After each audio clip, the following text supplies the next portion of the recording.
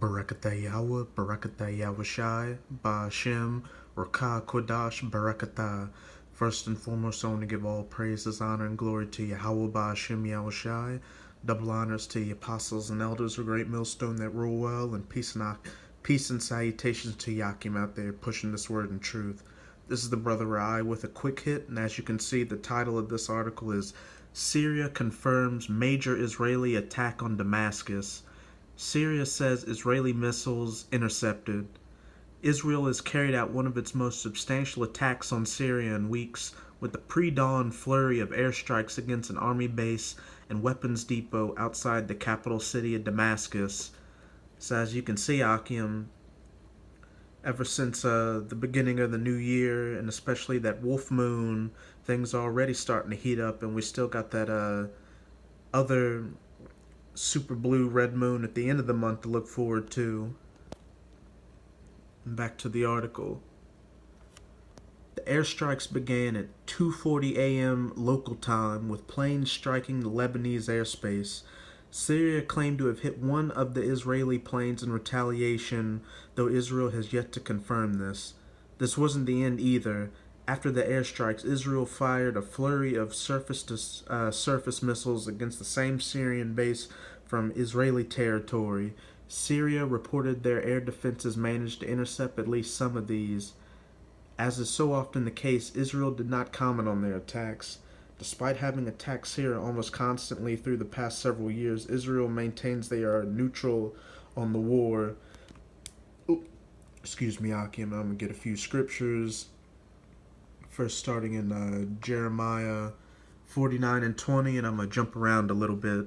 Jeremiah 49 and 20.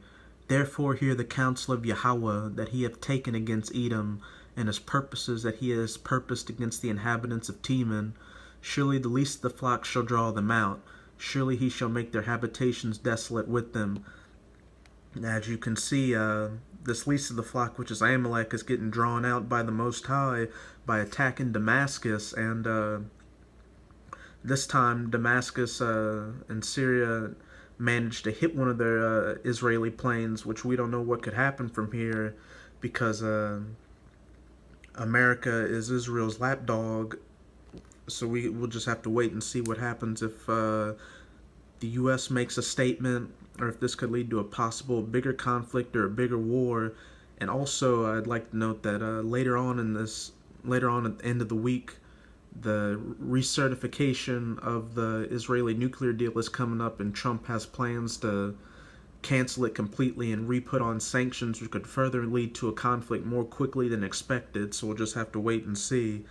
I'm going to go to Jeremiah 49 and 23 through 27. Jeremiah 49 and 23. Concerning Damascus, Hamath is confounded, and Arpad, for they have heard evil tidings. They are faint-hearted. There is sorrow on the sea. It cannot be quiet. And as you can see, there's definitely sorrow with those missiles that just hit this morning in airstrikes. And Damascus is waxed feeble, and turneth herself to flee, and fear hath seized on her. Anguish and sorrows have taken her as a woman in travail. How is the city of praise not How is the city of praise not left, the city of my joy? Therefore her young men shall fall in her streets, and all the men of war shall be cut off in that day, saith Yahweh of hosts. And I will kindle a fire in the wall of Damascus, and it shall consume the palaces of Ben-Hadad. And this, the Syrian civil war just recently went into a major ceasefire, with many thinking it could end. But with this recent Israeli missile strike on it, this could lead back to hostile actions in the country, with more young men and men of war being cut off and in the streets. And as it says in Jeremiah 49 and 27, I will kindle a fire in the wall of Damascus, and it shall consume the palaces of Ben-Hadad. These missiles went over the border. I'm not sure if there's a wall where the missiles and the airstrikes went over, but it definitely kindled a fire against the border of Damascus. And yeah, as you can see, things are starting to heat up. And I'm going to go to one last scripture.